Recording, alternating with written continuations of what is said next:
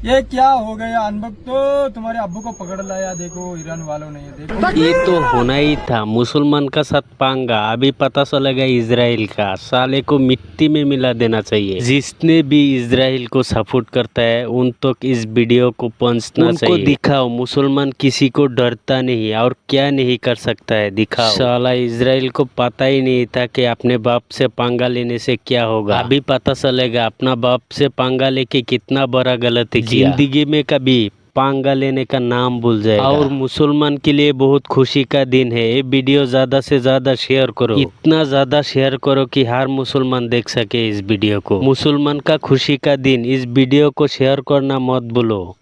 আর আমি Bangla video upload দিই আমার চ্যানেলে, যদি নতুন তাহলে একটা সাবস্ক্রাইব ফলো অবশ্যই করে দিবেন। খুবই খুশির দিন, আমাদের মুসলমানের খুবই খুশির দিন। দেখেন ইসরায়েলের জানোয়ারটাকে ধরছে, আমার হিসাবে অনেক অনেক শাস্তি দেওয়া উচিত এই জানোয়ারটাকে। মুসলমান রাষ্ট্রকে ভয় পানা কি করে, এখন ভয় পাইতে হইব। আপনারা দয়া করে এই ভিডিওটা শেয়ার করবেন, শেয়ার না করে থাকবেন না।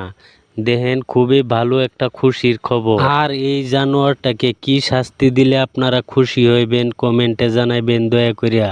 আর ভিডিওটা শেয়ার করে দিবেন। আর ইরানের অনেক অনেক মুসলমানকে কিন্তু শেষ করে দিছে। আর আপনারা ভালো করে জানেন ফিলিস্তিনটাকে ধ্বংস করছে এই জানোয়ারেরা। এই ফিলিস্তিনের একটা মানুষের থয় নাই, সব কয়টা মানুষের হত্যা করছে, ধ্বংস করে দিছে ফিলিস্তিনটারে। আর এখন এই শালা ধরা খাইছে।